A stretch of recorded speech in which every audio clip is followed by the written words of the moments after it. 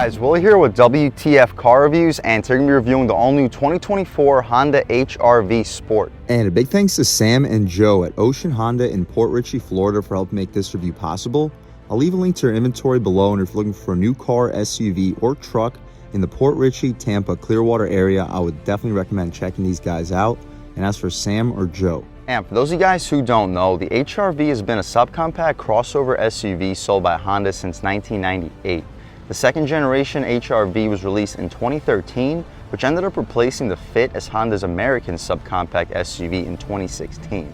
The third generation HR-V that you see here was released last year for 2023 with 3 trims, all come standard with a 2-liter 4-cylinder engine cranking out 158 horsepower, 138 pound-feet of torque, which doesn't sound like a whole lot, but it's a big improvement compared to the previous 1.8-liter. Of course, made it to a CVT transmission with an estimated 0 to 60 around 9 seconds. The 3 trims start with the base LX with a base price of $24,000 all the way up to the top EXL with a base price of $27,000 we already reviewed last year for 2023. But here we have the Sport sitting right in the middle of the pack with a $25,000 base price. What else do we get for that money?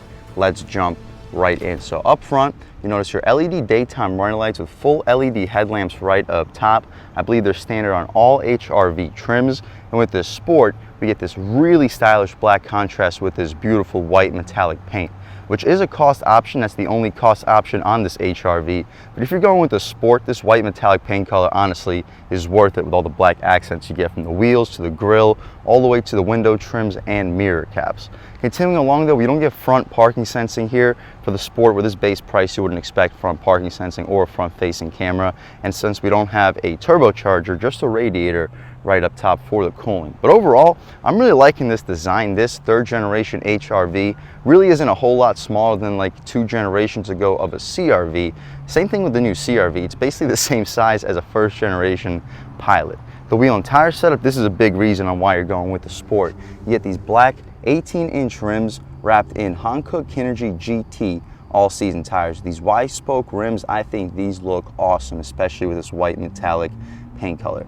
The dimensions are 225/55 R18, so the 225 wide tires should put this 158 pound or horsepower, 138 pound-feet of torque to the ground with no problem, and these beefy 55 series sidewalls should keep the ride quality excellent. And we know this from the CR-V Sport L we just reviewed in this channel. These Hankook Kinergy GT tires all seasons do a great job of limiting the road noise. Usually I'm not a big fan of plastic cladding, but with this white metallic paint, I think it actually contrasts this SUV really nicely. Same thing with the rocker panel side skirt area. We get black lug nuts too, if I didn't mention. The black mirror caps have an LED turn signal on them.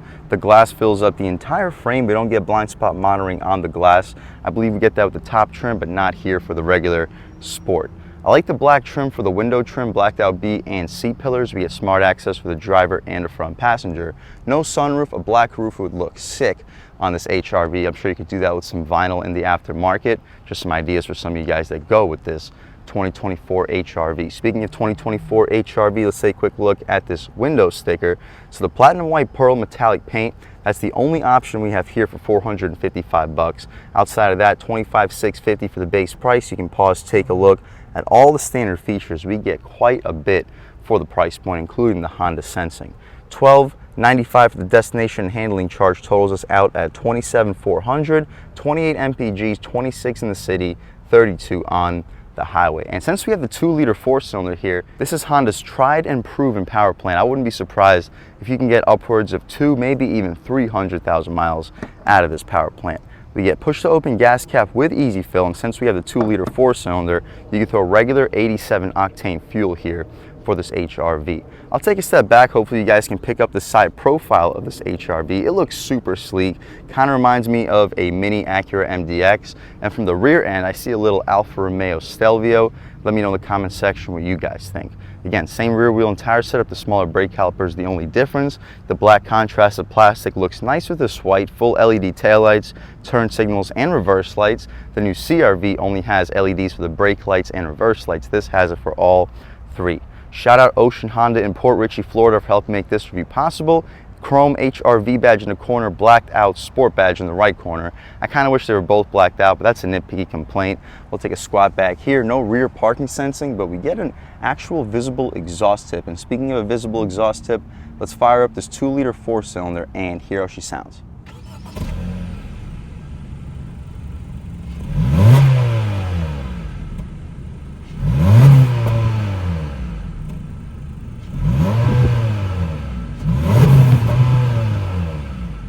All right, guys, that was the sound of the 2-liter 4-cylinder sold by Honda for the 2024 HR-V Sport, and it sounds okay.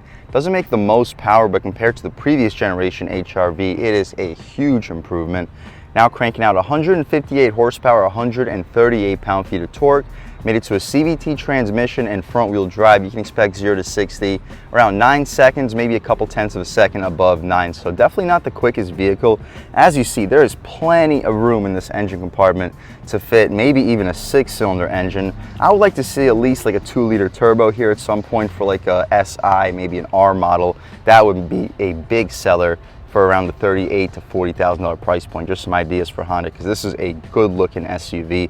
You give us some power to go along with it, I think this will sell absolutely fantastically. But still, it is beautiful from the inside and out. Speaking of the inside, let's take a step inside and see what we get for around a $25,000 base price SUV with smart access for the driver and the front passenger. We'll set the headlights back to auto so I'm not getting yelled at by the car. We get soft touch materials up top. Wasn't expecting that. Vehicles throughout Honda's lineup, especially for the sport trims, haven't been known for their soft touch up top, but we still get hard plastic in the center, aluminum door handle, and a gushy soft leather armrest. 2-window auto one touch up front, 4-way adjustable mirrors, lock and unlock. Down below, solid storage. You'll fit a 6-inch sub and a 24-ounce water bottle right next to it. The sound system is not the best, but it does the job. The seats, they're not power adjustable or leather, but they're incredibly comfortable. They truly remind me of Civic Si seats.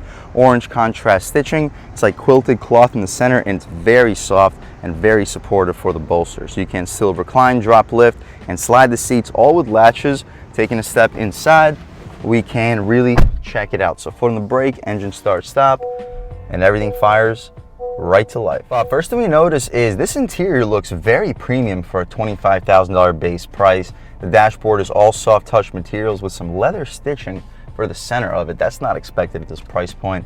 The steering wheel's leather wrapped with orange contrast stitching, and it reminds me a lot of the CR-V. It's very thick, great 9-3 positioning for the hand, and the 10-2 bolstering notch is solid. The horn area is rubberized. The horn itself, not very loud and aggressive, but people should still hopefully be getting out of your way. The adjustments on the steering wheel, we have volume and skip on the left sides, adjustments for the infotainment, AM, FM, and Sirius, and voice commands on the right side. We get radar cruise control with active steering here on a Sport. At the price point, that is impressive. As we mentioned, the adjustments include settings, brightness, no content, safety support, maintenance, seat belts, driver attention, speed and time, range and fuel, warnings, gauges, play settings, and right back where we started. My personal favorites to look at all times would be the range and fuel, so we'll leave it there. We get about a 6,700 RPM tach, 140 mile an hour speedometer, and a digital speedo in the center, outside temperature, and fuel level right down beneath. The stocks have a really satisfying click to them. Auto headlamps, auto high beams, no auto rain sensing wipers, but the intermittent stock is right there in the center. We get a tilt and telescoping steering wheel. We don't get a power opening trunk with a button here, but that is available on the top trim. Here, we just have the traction control that you can disable. Nice spot for a key. You can hopefully get a good look at the pedals, trunk or hood latch release in the lower left corner. We get the 7-inch touchscreen display. It's not the 9-inch that we just had on the CR-V we reviewed, but it still has Apple CarPlay and Android Auto with hard buttons for the media adjustments. A lot of these air vent controls reminds me a lot of the new Civics and the new CR-Vs. Very nice vent with the honeycomb design, and the adjustments have a very high quality resistance to them. Hazards in the center, engine start stop in the left corner. We get heated seats on the Sport, single zone automatic climate, but it's still nice to get auto climate. USB-A port, nice spot for a wireless charging pad if it came equipped on the Sport trim. We don't have it here. 2 cup holders, you'll fit 24-ounce bottles.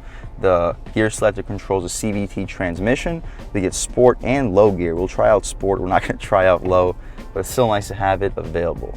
Decent resolution for the backup camera. We get guidance lines and trajectory, as well as 3 different views. We have a wider view and an over-the-top trailer hitch view, which will help you out in the cities to really maximize the distance between you and the car behind you. Throw it back into park and we return to the home screen. We get all leather stitch materials for your knee will often hit. That's a high quality touch. USB-C port and some additional storage right down below. The drive mode selector, we get normal, econ, and snow mode. No sport mode. We'll start the review in normal, transition into econ, and just see what the differences are. Hill descent control, electronic parking brake with brake hold, aluminum latch for the center console, which is gushy soft leather with orange contrast stitching. We can open it up, and it's massive for a subcompact SUV. I'll try to get this cord out of the way for my camera. But it's a massive center console here for a subcompact SUV. You're fitting 6, maybe 7 1-liter bottles of soda in there. The glove box is damped, not lined with felt, but it's large. It's a little bit larger actually than the CR-V we just reviewed in this channel. You'll fit 25-ish license plates, maybe 2 pairs of shoes if you're under a size 10. We get a very small frame for the rear view mirror. It's not auto dimming. You got to pull this flappy thing to dim the mirror itself. The interior lights are LED. Awesome. We don't get a sunroof or a moonroof here. It is available, but we don't have one here. Of course, you can go for a black vinyl top roof here on this white and black contrasted HR-V Sport, and it would look awesome. That's about it though, guys, for the front seat of this 2024 HR-V Sport. Let's hop out back, see how much space is offered back there, as well as the overall quality of the materials. So up top, we have hard plastic to be expected, same thing for the center. But we still get the gushy soft leather armrest, a little bit of storage, aluminum door handle, and you'll fit probably a big gulp in that cup holder down below. Decent little storage compartment for a back seat in a subcompact. The rear seats, the padding goes all the way out to the door frame, very couch-like cloth with orange contrast stitching. The legroom, I'm a little bit over 6 feet tall, sitting behind my seat settings, and I still have at least 3-4 inches of knee room, just like the CR-V. Headroom, I have about an inch, so yeah, compared to the CR-V, the back seat space here really isn't much of a compromise. The rear seats here, however, don't recline back as far as the CR-V, but that's the only compromise as far as space. As far as luxury and features, we don't get air vents back here in the Sport. We don't have any charge ports here either.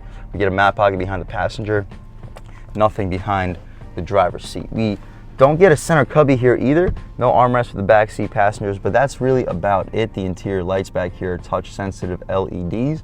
Hopefully you can pick it up on camera. Cool. I keep missing the things. I'm staring at the actual camera display. But that's about it though, guys, for the back seat. We also have a grab handle with a hook, nice for a suit or a dress. Let's hop out into the cargo space, see how much space is offered back there, and then take this 2024 HR-V Sport out for a drive. So we don't get a power opening liftgate. The floor isn't as low as the CR-V, but it's a pretty low floor. I'm about an inch away from the step and I'm a little bit over 6 feet tall. The cargo space here is impressive. No, it's not as large as a CR-V, but the space in this vehicle is a big reason why Honda also increased the size of the CR-V. It is massive back here for a subcompact. The wheel well cutouts will allow you to fit a golf bag horizontally. You fold those second row seats down 60-40 split, and I'd expect you to fit up to a 55, maybe even a 60-inch TV back here. Secret storage, we'll see if we get any. Right down below, a little bit around your fix-a-flat kit, and underneath here we have our spare tire, which you can hopefully pick up on camera. That's about it though, guys, for this cargo space. We also have a 12 volt back there and an LED light. 12 volt is nice if you have an electrically cooled cooler. You can plug it in and all your food and drinks will still be ice cold even if you have a long trip to prepare for. That's about it though, guys, for the inside and outside of this beautiful 2024 HR-V Sport. Honda did an absolutely incredible job redesigning all their SUVs, from the HR-V, CR-V, even the Pilot. They all look awesome. This is their cheapest SUV with their least powerful power plant, but in my opinion, the best looks. And speaking of power plant, let's take this 2024 HR-V Sport out for a drive and see what it's got. All right, guys, now we're just about seeing everything we need to see with the inside and outside of the all-new 2024 Honda HR-V Sport. Let's take it out for a drive and see what it's got. My first impressions though, the steering feels great, just like all the new Honda cars. The throttle feels nice and responsive. Honda's always been really good with making responsive throttles. The brakes also feel great. We don't have a sport mode here, so this normal mode steering will probably be the exact same as all the other modes. It's not gonna be an adjustable steering rack, but it still feels really good, responsive, and well weighted, even in normal mode. We'll take a step out here, lean into it a little bit more. See how this power is on gas. Ooh. Yeah, up top, this thing can actually move. It takes a minute to get up top with a CVT transmission, but once it gets those higher RPMs, you can feel that VTEC put the work in. And once you're moving at highway speeds, the throttle is nice and responsive, makes it pretty easy to maintain speed, and it is quiet in here. Only single pane windows, but we mentioned these Hankook Kinergy GT tires.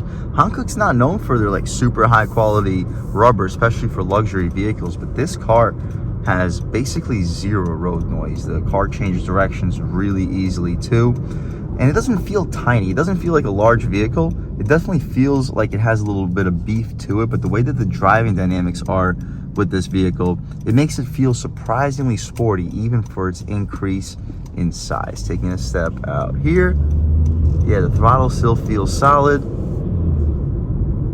and even on concrete pavement you really don't hear just about any road noise. Driving along this road, you see the cars passing by, but you really don't hear them. It is impressive at how well this vehicle isolates you from the road. The engine, you don't really hear it either unless you're flying through the top RPMs. And even in that case, Honda makes a really good sounding 4-cylinder engine. So it's not like it's just like a chicken screaming its head off. It actually sounds like almost a performance vehicle that's running through its rev range. We can take a step out here.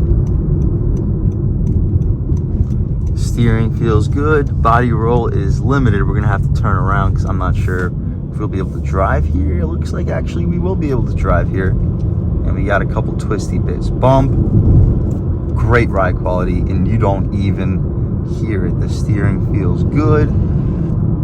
Through the turn, body roll is limited. We'll try out some power on the gas. Woo!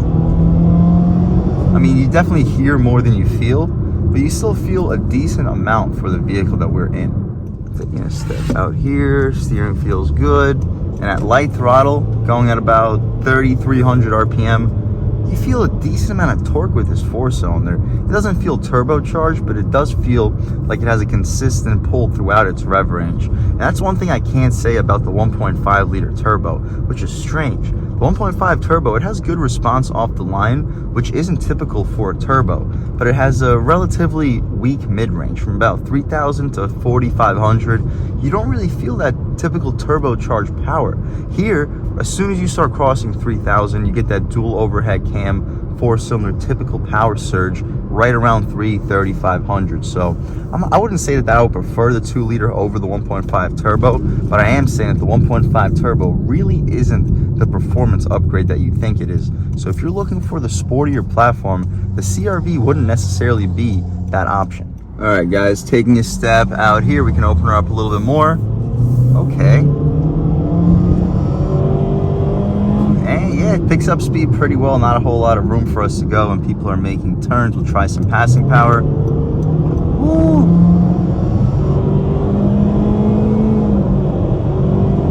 Yeah, it won't blow you away, but it picks up speed nicely. Definitely quick enough for the street. But you will have to push it a little bit further if you want to actually do some aggressive driving, passing people on highways. So if you buy this vehicle, you're probably not going to drive very aggressively. If you want to drive aggressively, I would recommend going with something with a little bit more power. But if you need the power in an emergency situation, this vehicle does have enough for the highway to get in front of somebody if need be. And just cruising along on the highway, it is still really quiet in here. You don't hear just about anything. A little bit of road noise at higher speeds, but definitely nothing to complain about. And I'm usually not the biggest fan of CVTs, but this CVT on highway speed is actually an improvement compared to most conventional transmissions because it automatically adjusts the revs, whether you need to just accelerate slightly or maintain speed. See, it automatically raises the revs like 300-400 RPM without even necessarily shifting you a gear. And that's nice for low power vehicles at highway speed to maintain and keep up with quicker moving traffic. We'll try out a real world turning radius right here. Another acceleration run, this time in econ mode. See what changes up. The gas pedals immediately a lot less sensitive. The steering stays the same, about half throttle. Yeah, a lot less sensitivity, but it still picks up speed very solidly, even at around 4,000 RPM. It has more than enough power for the street. If you're worried about this feeling like a Mitsubishi Mirage, where even when you're pushing it, you're still getting passed like crazy with moving traffic. That's not the case here. This thing will have a top speed of around 110, 115 miles an hour, 0 to 60 around 9 seconds. It's not any slower than like a pickup truck from 2004, 2005. It's not too slow for the street. It's not going to blow you away. Don't expect this vehicle to be as sporty as it looks. That's what I was saying. I wish they gave like an SI or a Type R model in the future, where we use either a high output 1.5 turbo or even that 2-liter turbo that we really don't see anywhere anymore outside of, say, the Civic Type R. Overall, guys, if you're looking for an SUV, you're not looking to spend more than 25,000 bucks, but you want to get a good looking vehicle that's well loaded with features and can get out of its own way. Not everybody needs a vehicle that's super fast. People live in cities, and if you live in cities, what do you need to go more than 30, 40 miles an hour for most of your driving commute? Especially considering most cities nowadays are just covered in potholes. You don't want to drive an expensive car, break the crap out of it, and then have to pay for repairs. If you're looking for an efficient car that's still well loaded, nice, comfortable to drive, sporty dynamics, sporty looks, I would definitely recommend checking out the 2024 Honda HR-V. And check out the Sport. The Touring, it's a couple $1,000 more, but that's not why you buy the vehicle. If you're looking for something in the $30,000 range, there are better options, but at around $25,000, this Sport is an excellent way to go. And a big thanks to Joe at Ocean Honda in Port Richey, Florida for helping make this review possible. I'll leave a link to your inventory below, and if you're looking for a new car, SUV, or truck in the Port Richey, Tampa, Clearwater area, I would definitely recommend checking these guys out and ask for Joe. And huge thanks to all of you for watching. I had a great time making this video. If you're new to the channel, please subscribe. If you've already subscribed, thank you so much. You guys know the channel is just not possible without you, and I really appreciate the constant support. But again, if you haven't subscribed yet, please subscribe. Leave a like too. It really helps me out the YouTube algorithm. That's how these videos get promoted to new people. Leave a comment. Let me know what you like. Let me know what you don't like. Leave a comment. Let me know if there's any specific cars, SUVs, or trucks you want to see reviewed on this channel, and I'll definitely try getting those videos for you ASAP. But other than that, again, thank you guys so much for watching, and I hope all of you have a great day.